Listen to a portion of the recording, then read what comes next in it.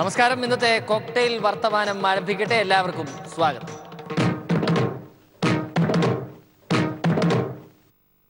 November 8 രാത്രി 8 മണിക്ക് പ്രധാനമന്ത്രി നമുക്ക് നൽകിയ 8ന്റെ പണിയുടെ യഥാർത്ഥ ഗുണം സർക്കാർ ജീവനക്കാർക്ക് അനുഭവിക്കാനായത് ഇന്നാണ്.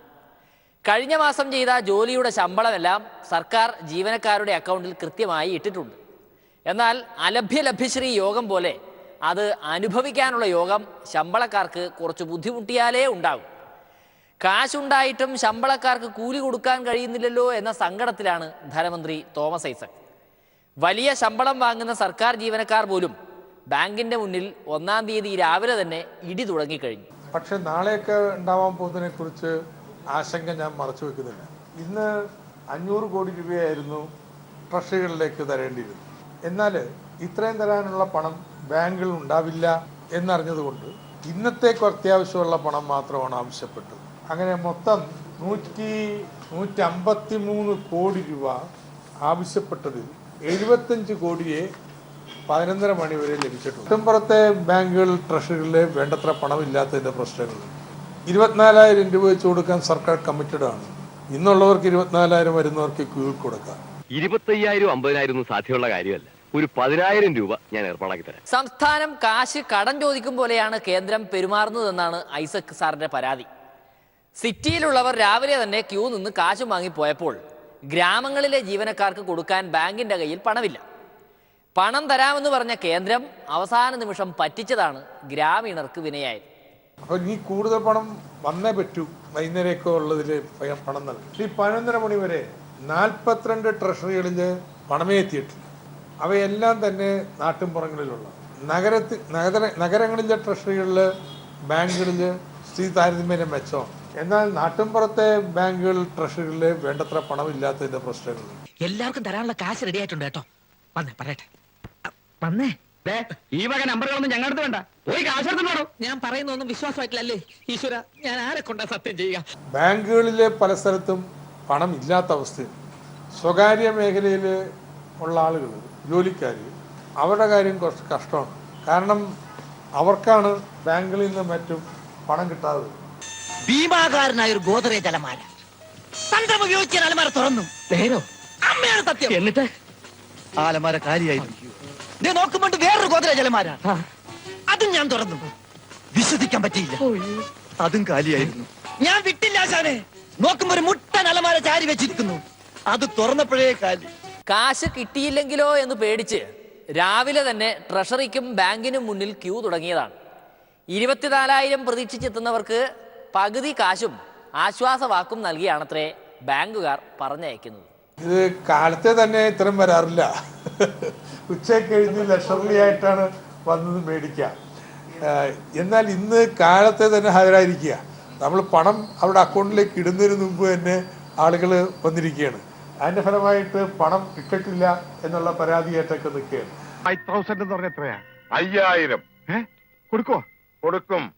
ആരും ഇവിടെ വെറുതെ പണിയെടുക്കണ്ടെന്ന് ആ സിക്കന്ദർ പറഞ്ഞിട്ടുള്ളത്. ആ രമണന് കൂടെ ഒരു ശമ്പളം കൊടുക്കാൻ പറയോ? മരണന് പണിയെടുക്കുന്ന അനുസരിച്ച് നല്ല ശമ്പളം കൊടുക്കും. ഇപ്പോ അക്ഷരാർത്ഥത്തിൽ പെട്ടുപോയിരിക്കുന്നത് പാവം ബാങ്ക് ജീവനക്കാരാണ്. കസ്റ്റമേഴ്സിന്റെ വക 100 തെറികൾ കേട്ടിട്ടും ചിരിച്ചുകൊണ്ട് നിൽക്കേണ്ട അവസ്ഥയിലാണ് ജീവനക്കാർ. ചിലർ കസ്റ്റമേഴ്സിനെ വാക്ചാതുര്യം കൊണ്ട് സോപ്പിട്ട് പറഞ്ഞയക്കുന്നുമുണ്ട്. ദാ ഇതുപോലെ. ഇനി നോട്ട് പ്രശ്നത്തിലെ ഒരു സമരക്കാഴ്ചയാണ്. വ്യാപാര വ്യവസായ സമിതി അടുപ്പുകൂട്ടി സമരവുമായാണ് നോട്ട് പ്രശ്നത്തെ നേരിട്ടത്. മന്ത്രി മണിയാശാന്റെ ഉദ്ഘാടനം കൂടി ആയപ്പോൾ പിന്നെ പറയുകയേ വേണ്ട.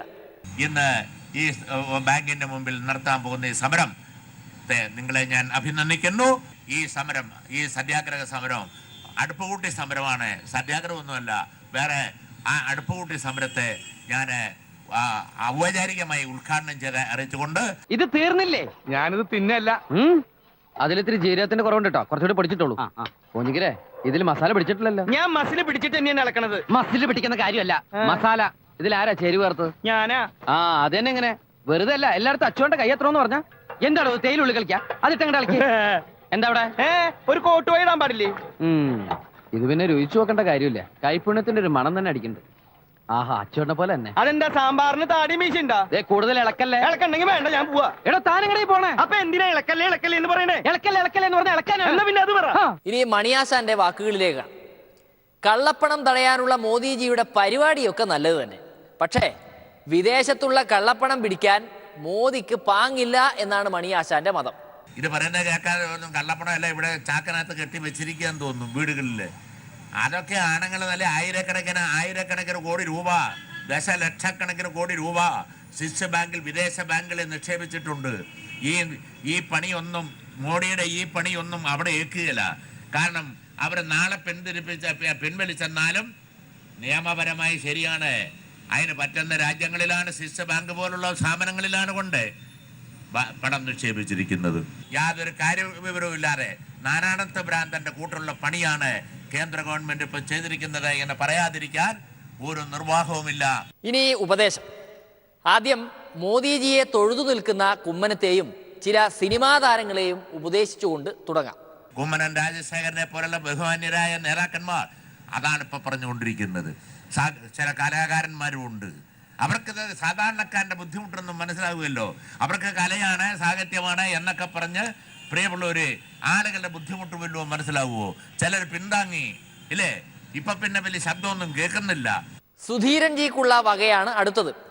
സഹകരണ സമരത്തിന് ചേരാതെ നിസ്സഹകരണ പ്രസ്ഥാനം ഉണ്ടാക്കാൻ നടക്കുന്ന സുധീരൻജിയെ മണിയാശാൻ ഇനി പറയാൻ ബാക്കിയൊന്നുമില്ല. ഇനിയും പോരാടണം. യോജിച്ച സമരത്തെ പറ്റി പറയുമ്പോ സുധീരൻ ഭായി പറയുന്നത് ഇവിടുത്തെ ജനവിരുദ്ധ ഗവൺമെന്റിന്റെ കാര്യം വെള്ളപൂശാൻ വേണ്ടി വേണ്ടെന്ന അങ്ങേർക്ക് ഇതേപ്പറ്റി യാതൊരു സ്വബോധവും ഇല്ലെന്നാണ് എനിക്ക് തോന്നുന്നത്. യഥാർത്ഥത്തിൽ ഞാൻ പറയും, ഈ ഗവൺമെന്റ് വന്നിട്ട് എത്ര മാസമായി? 6 മാസമായോ? 5 വർഷം കഴിഞ്ഞതല്ലേ ഉള്ളൂ, 5 മാസം കഴിഞ്ഞതല്ലേ ഉള്ളൂ. അതിന് മുമ്പ് ഇവിടെ ഇത്ര വലിയ ഭൂകമ്പം ഉണ്ടായെന്ന് സുധീരൻ ഭായി പറഞ്ഞാൽ അദ്ദേഹത്തിന് എന്തോ കാര്യമായ കുഴപ്പമുണ്ടെന്നാണ് ഈ രാജ്യത്തെ ജനങ്ങൾ ചിന്തിക്കുക.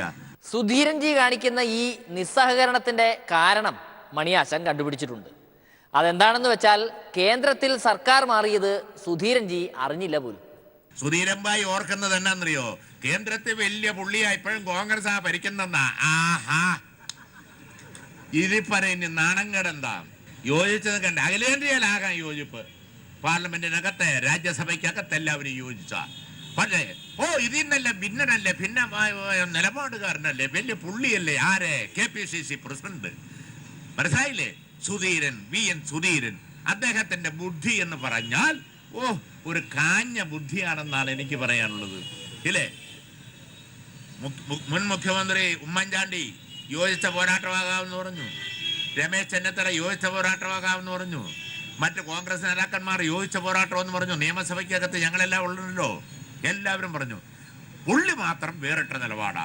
പുള്ളി ഏതാണ്ട് പ്രിയപ്പെട്ടവരെ സ്വർഗരാജ്യത്തെന്നിറങ്ങി വന്ന മട്ടിലാണ് സുധീരൻ സംസാരിക്കുന്നതെന്ന് പറയേണ്ടി വന്നതിൽ നിർഭാഗ്യപരവശാൽ അതിയായ ഖേദമുണ്ടെന്നാണ് എനിക്ക് പറയാനുള്ളത്. ഇനി അല്പം ഭാഷാ ചിന്തയൊക്കെ ആവാം. മുഖ്യമന്ത്രിയാണ് നമ്മോട് ചില ഭാഷാ ചിന്തകൾ പങ്കുവയ്ക്കുന്നത്. തിരുവനന്തപുരത്ത് നടന്ന കാർട്ടൂൺ പ്രദർശനത്തിനിടെയാണ് ഈ ഭാഷാ പ്രശ്നം ഉടലെടുത്തത്. ആദ്യം പ്രദർശന വിശേഷങ്ങൾ.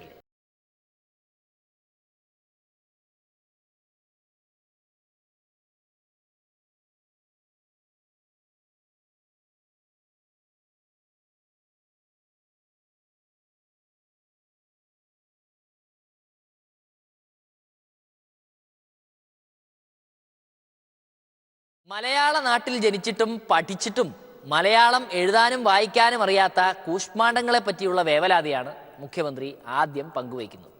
ഇവിടെ പറഞ്ഞു, ഇവിടെ ഓടുന്ന ബസ്സിൻ്റെ ബോർഡ്, അതായത് സ്വന്തം നാട്ടിൽ ഓടുന്ന ബസ്സിൻ്റെ ബോർഡ് വായിക്കാൻ വിഷമിക്കുന്ന കുട്ടികളെ കണ്ടപ്പോഴാണ് ഇത്തരമൊരു ആശയം രൂപപ്പെട്ടത്.